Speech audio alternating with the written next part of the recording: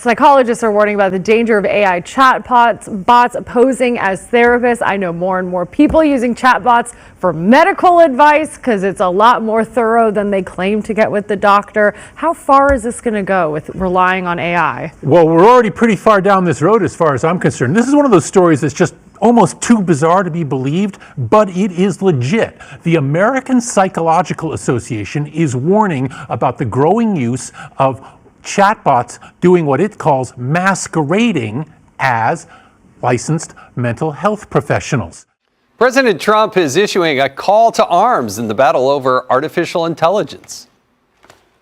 The release of DeepSeek AI from a Chinese company should be a wake-up call for our industries that we need to be laser focused on competing to win.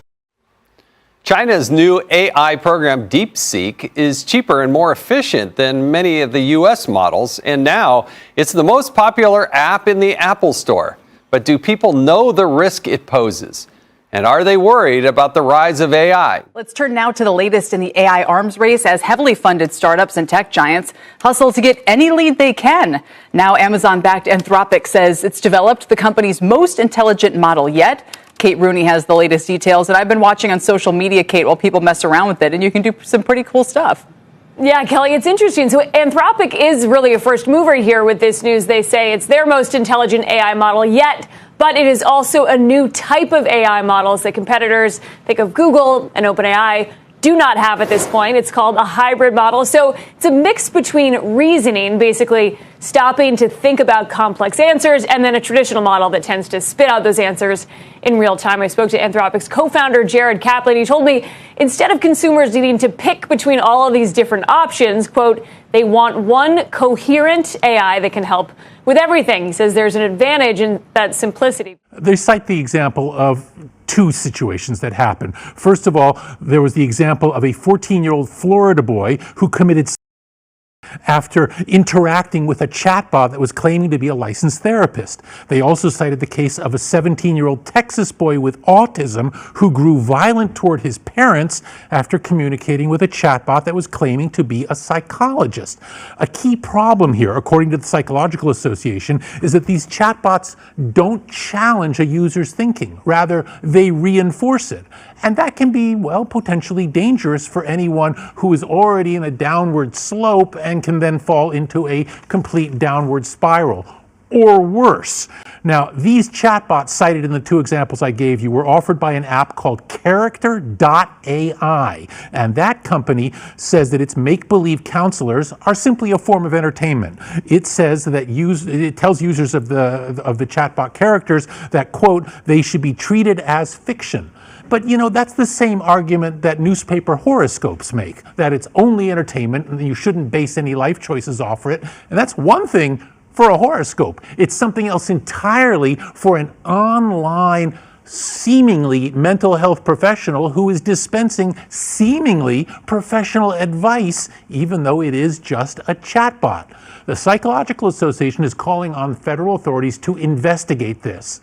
I wonder if an investigation is even needed. The idea that robots are now dispensing mental health, even in the form of entertainment, is not just dangerous, it's completely wrong, and it should be stopped. You're talking about people who are already, young people already in a fragile state. Yeah. That's scary stuff. It is. It's very, and young people especially are susceptible to this, and they will also buy in to a chatbot. They have grown up in this world of interacting on social media, interacting online. They don't really question it anymore. They accept it, and in the case of a chatbot, they are now so realistic that it's easy to get caught up in their spell. And that's a very troublesome thing because, as I say, these chatbots, they reinforce what you're coming at them with. That's not what a therapist does.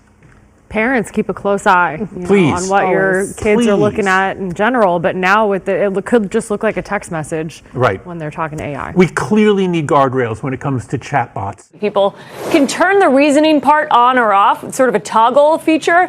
And this is live and available today. As you said, Kelly, people are starting to mess around with it. The move could give Anthropic a much needed edge against some of its competitors, OpenAI and a lot of the big tech companies. This is the company we should mention backed by Amazon. Amazon's invested about $8 billion into this startup. Anthropic Chief Product Officer Mike Krieger, who also happened to co-found Instagram, also told me this is an effort to make this whole chatbot experience more simple. Simplify the whole thing. Says these models, they all have different personalities. They're all a little bit different. And he would eventually hope that users don't have to think about it in the future. We also heard from Sam Altman. He hinted a couple weeks ago that OpenAI would move in this direction. He posted on X that his company would try to do a, quote, better job in simplifying our product offerings, writing that we hate the model picker as much as you do, and we want to return to what he called the magic of unified intelligence. Kelly.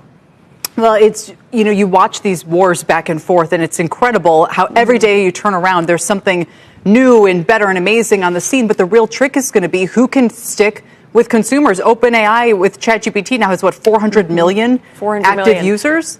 That's going to be the tough part. And everybody's sprinting at the same time after enterprises, but you are seeing this sort of flywheel effect where the more people are using your consumer chatbot, the more those same people are going to go to their company and say, hey, boss, I'm actually using this great chatbot. Why don't we try to integrate it on the enterprise side? So Anthropic is really battling here. They've had a couple wins, though. They launched sort of this agent capability ahead of OpenAI. So it's one thing to be the first mover. It's another thing to be the best and to have a sustained moat, which I think is one of the big questions about these richly valued companies. All right, Nicole, when you're not cleaning the chicken coop, I have seen you doing stuff on social media. Well done. She does it all, by the way. Did clean a chicken coop today. Yes, Yeah, I did. she because does it egg all. prices are so high. They killed off 150 million hens. I'm glad I have 9. You All right, always- I digress. Let's I'm- get back to some AI chat. Yes, but on the other end of the spectrum is artificial intelligence. It can do a lot of good.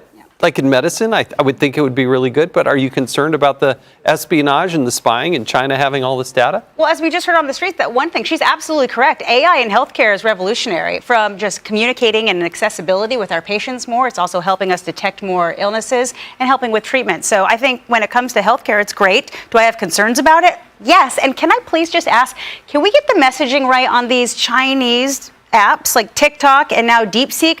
Are they okay? Are they not okay? Like, I can't keep up with the news, especially when it comes to TikTok. And now we're talking about DeepSeek, which I just had to ask X what Grok was like a week ago. So I'm not the person to ask. I'm not up to date on this. But now, I don't know, since we're just putting these tariffs on China, I'm not sure now's the time that I'm going to start downloading these Chinese apps. It doesn't feel like a good time when we're trying to, nudge them a little bit, poking that bear. Well, they're omnipresent in so many ways. Yeah.